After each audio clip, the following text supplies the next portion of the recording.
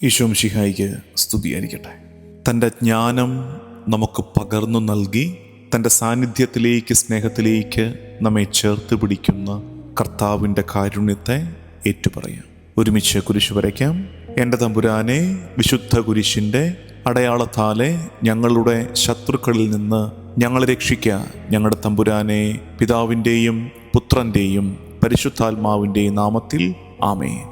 മത്തായി സുവിശേഷം 2-ാം അധ്യായം 9-ാം വാക്യം.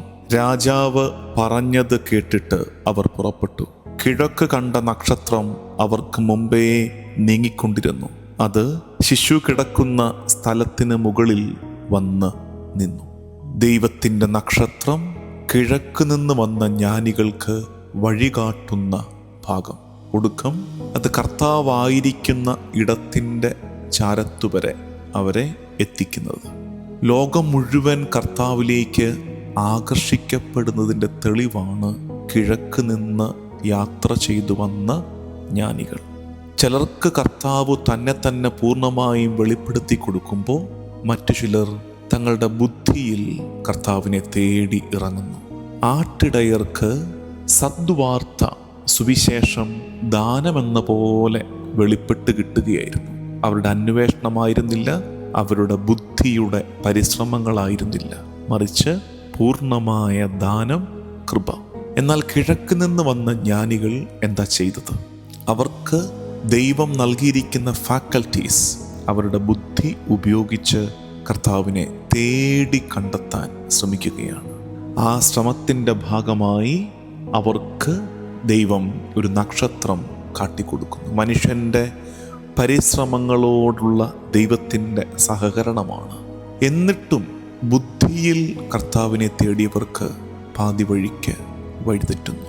അവിടെ വീണ്ടും കർത്താവിൻ്റെ കരുണ ചാഞ്ഞിറങ്ങി വന്ന് നേരായ വഴിക്ക് അവരെ നയിച്ച് കർത്താവിൻ്റെ സാന്നിധ്യത്തിലേക്ക് അവരെ എത്തിക്കുന്നു.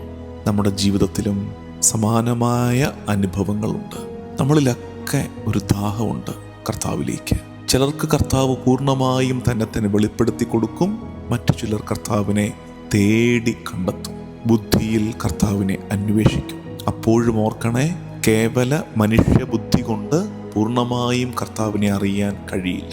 മനുഷ്യബുദ്ധി കൊണ്ട് മാത്രം കർത്താവിനെ അറിയാൻ കഴിയുമെങ്കിൽ കിഴക്ക് നിന്ന് വന്ന ജ്ഞാനികൾ വഴിതെറ്റി ഹെറോദേസിൻ്റെ കൊട്ടാരത്തിൽ പോയി കയറില്ലായിരുന്നല്ലോ.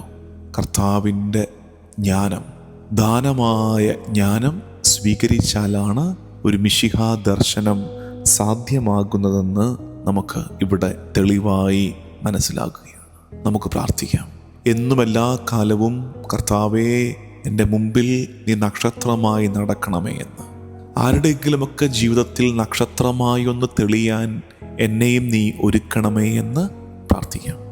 കർത്താവും ദൈവവുമായ ഈശോ മിശിഹായേ, ഈ സുന്ദരമായ പ്രഭാതത്തിൻ്റെ നിശ്ചലതയിൽ തിരുമുമ്പാകെ ഞാൻ പ്രാർത്ഥിക്കുന്നു. കിഴക്ക് തെളിഞ്ഞ നക്ഷത്രത്തെ പോലെ എൻ്റെ ആത്മാവിന് മുകളിൽ നീ വീണ്ടും ഒരു വെളിച്ചം തെളിയിച്ചു തരണമേ.